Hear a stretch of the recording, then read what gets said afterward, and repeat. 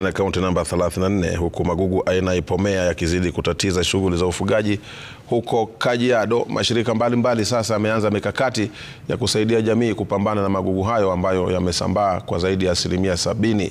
Mikakati hiyo ni pamoja na kuwapa wanajamii kiinua mgongo ili kuwavutia kushirikiana katika kazi ya kung'oa magugu hayo. Hili ni eneo la Ingito lililoko Kajiado ya Kati. Ng'ombe hawa wanabambanya ndani ya kichaka hiki cha magugu haya aina ya ipomea ili angalau wapate malisho. Huu ndio umekuwa mtindo kwa shughuli za ufugaji katika sehemu nyingi za kaunti ya Kajiado. Magugu haya yamefyonza malisho na kuacha mifugo taabani licha ya kuwepo kwa mvua. Venye unaona saa hii hakuna nyasi kabisa. Naona hata kwa malisho ng'ombe wanateseka kutafuta nyasi, mbuzi pia hawapati.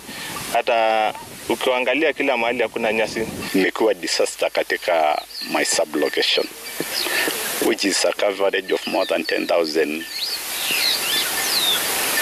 hectares of the land. Na ipomea imechukua nafasi kubwa ambapo nyasi haipatikani. Mwaka jana serikali ya Kajiado ilitangaza magugu hayo kama janga na kutaka wadau mbalimbali kusaidia kuyaangamiza. Mashirika kama vile Soil for the Future Africa yameanza kuitikia mwito huo. Wananchi wameitikia huo mwito wa kuanza nyumbani.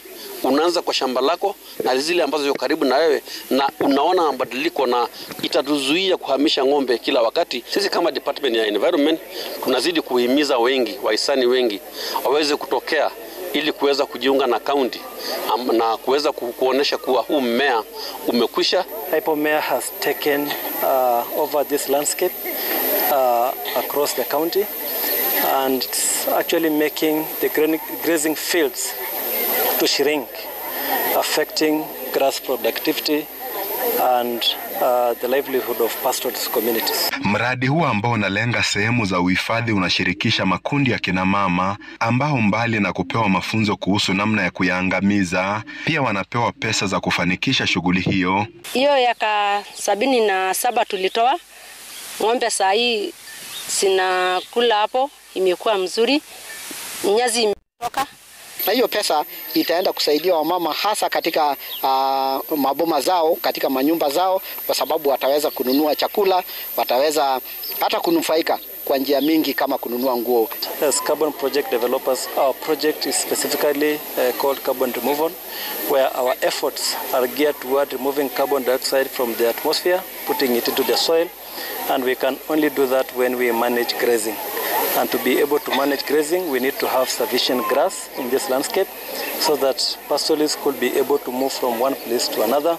Mvua ambayo imenyesha kuanzia mwezi Aprili mwaka huu imeonekana kuchochea mmea huo kukua, ambao sasa umechanua maua na kusambaa kwa kasi na kutishia kumaliza lishe ya mifugo.